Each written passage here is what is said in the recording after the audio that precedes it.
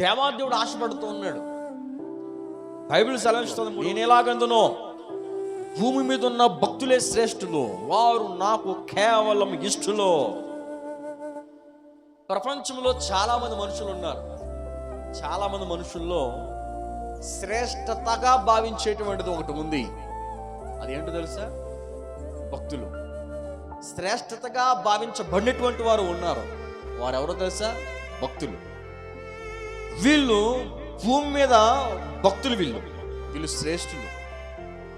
దేవుడు శ్రేష్టమైనదిగా భావించాడు అంటే భక్తిని చూస్తేనే భావిస్తాడు. ప్రేమంగులునిగా నీలో ఉన్నటువంటి శ్రేష్టతను దేవుడు మెచ్చాడు అంటే నీలో భక్తిని మెచ్చినట్టు. మనం ఎలా భావిస్తూ ఉంటాం అంటే, ఏ విధంగా మనం ఆలోచన చేస్తూ ఉంటే, ఏది చేస్తే ప్రభు ఇష్టపడతాడని చెప్పేసి మనం ఆలోచన చేస్తూ ఉంటాం.